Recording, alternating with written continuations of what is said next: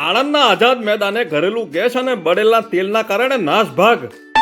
ઓ કાકા અરે કાકા કઈ હેડા લે ઓ કાકા બોટલ તો મૂકો પણ એટલે બોટલો કઈ લઈ જાવ છો લે એટલે બોટલો લઈને ગયા કાકા અલા નાઠા અલ્યા ઓ કાકા અલા આ તો ઘરનો બોટલ છે લા એટલે ઘરનો બોટલો લઈને અલા ઉભા રહો ભાઈ અલા જો એ. નાઠા ઘેર નમસ્કાર મિત્રો, હું છું હરીશ બ્રહ્મભટ્ટ. નિર્ભય આણંદમાં આપ સૌનું સ્વાગત છે.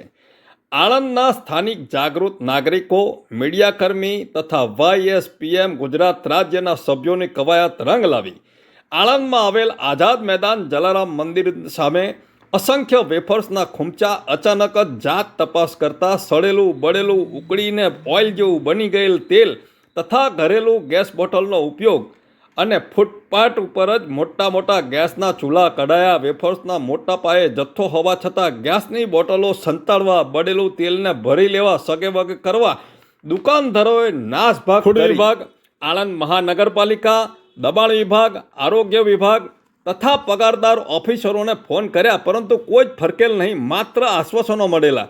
આનો અર્થ આપણે જાતે જ સમજી લેવાનો.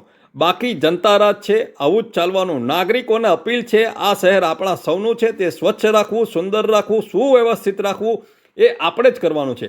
આપણા આરોગ્ય અને સ્વાસ્થ્ય સાથે ચેડા થતા કાયદાકીય બંધ કરાવવા પડશે. પણ ચમરબંધીનું ચલાવી નહીં લેવાય, નહીં તો હોસ્પિટલો તમારા માટે સૌના માટે રાહ જુએ છે. શ્રી નરેન્દ્ર મોદીજીના પ્રયત્નો થકી અને સહાયથી આયુષ્યમાન કાર્ડના કારણે કદાચ આપણા ખિસ્સામાંથી પૈસા કે ખર્ચો નહીં થાય, પરંતુ આપણી સરકારનો તો 100% થવાનો. આડેધડ લીધેલી દવા ગોળીથી આપણું આયુષ્ય ઓછું અને શરીરનું નુકસાન 100% થવાનું. વિચારવાનું તમારે છે.